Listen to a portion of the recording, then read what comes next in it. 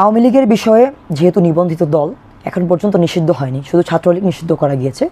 আওয়ামী লীগ নিষিদ্ধ না করা পর্যন্ত সরকারের কিন্তু তেমনভাবে এখতিয়ার নেই যে আওয়ামী লীগকে সরাসরি সরকার ধরপাকড় চালাবে বা রাস্তা থেকে সরিয়ে দিবে। কিন্তু নিষিদ্ধের পক্ষে আপনারা তো অনেকেই ছিলেন, আসলে তো নিষিদ্ধ কেন করা গেল না আওয়ামী লীগকে? আমরা সরাসরি এখন পর্যন্ত আওয়ামী লীগ নিষিদ্ধের পক্ষে, কারণ আওয়ামী লীগ যে একটা রেজিম কায়েম করেছিল বাংলাদেশের মধ্যে এবং ফ্যাসিবাদের যে একটা রেজিম কায়েম করেছিল সেইটা 15 বছর ধরে মানুষকে দীর্ঘ যন্ত্রণার মধ্যে ভুগিয়েছে।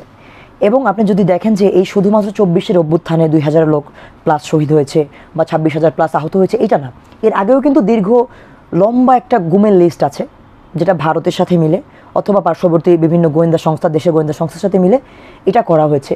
তো এই জন্য মানুষের মধ্যে যে চাপা ক্ষোভ, এইটা জনগণের দাবি, শুধু আমাদের দাবি না। আওয়ামী লীগকে নিষিদ্ধ করা এবং 15 বছর যে মানুষের ভোটাধিকারটা হরণ করা হয়েছে, যার বয়স ছিল 17 বছর, সে কিন্তু ভোট দিতে পারেনি ওই সময় আওয়ামী লীগের 2007 সালে, এখন তার বয়স 33 বছর। তো মানুষের মধ্যে এই জেনারেশন যারা আছে প্রত্যেকের মধ্যে চাপা ক্ষোভ আছে যে আওয়ামী লীগ যেই পরিমাণ টর্চার মানুষের উপরে করেছে এবং যে একটা রেজিম কায়েম করেছিল তার বিরুদ্ধে কথা বলার এবং আওয়ামী লীগকে নিষিদ্ধ করা শুধু আমাদের না, সারা বাংলাদেশের ছাত্র জনতার যারা অভ্যুত্থানকারী ছিল সকলের দাবি এটা। 5ই আগস্টের পরে এত 4 মাস পরে আবার মৃত্যুবরণ করছে, চিকিৎসার কোনো ত্রুটি ছিল কিনা?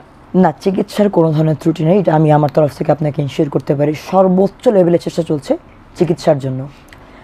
আমাদের স্বাস্থ্য বিভাগের কোনো গাফিলতি এখানে আমি দেখছি না। হয়তো দেখেন, মৃত্যু কারোরই কোনোভাবে কাম্য নয়, তবে যে ঘটনাটা ঘটেছে এটা সম্পূর্ণ অনাকাঙ্ক্ষিত। যদি 2-1টা ঘটনা ঘটে চিকিৎসার ক্ষেত্রে কোনো গাফিলতি বা ত্রুটি পাওয়া যায়, সরকারের তরফ থেকে সর্বোচ্চ ব্যবস্থার চেষ্টা করা হয়। আমরাও চেষ্টা করি সরকারের সাথে কথা বলে সমন্বয় করে যেন এই চিকিৎসার ব্যবস্থা করা হয়। আর আপনি যেটা বললেন যে শেখ হাসিনার বিচার চাচ্ছে আহতরা, যত আহত আছে 26,000 আহতর মধ্যে যারা সুস্থ হয়েছে এবং বর্তমানে যারা আহত আছে প্রত্যেকটা পরিবার আপনি দেখবেন যে শেখ হাসিনার বিচার চায়। ইভেন এমনও হয়েছে বিভিন্ন অনুষ্ঠানের মধ্যে আমরা গিয়েছি যেখানে বিভিন্ন শহীদের পরিবার এসে ছবি নিয়ে অথবা ছবি ছাড়া এসে কান্নাকাটি করছে যে শেখ হাসিনার বিচার এখন পর্যন্ত কেন করা যায়নি। প্রথম কথা, স্বাস্থ্য খাতের ব্যাপার যদি আপনি আসেন আর বিচারের ব্যাপার আসেন, দুইটাই আমি আমলাতান্ত্রিক জটিলতাকে দায়ী করব। ফ্যাসিবাদের দোষর যে আমলাগুলো ছিল তারা কোনোভাবেই চাচ্ছে না যে এই বিচারগুলো সঠিকভাবে চলুক, কিন্তু সরকারের তরফ থেকে সরকার সর্বোচ্চ পরিমাণ চাচ্ছে যে এই বিচারগুলো হয়ে উঠুক।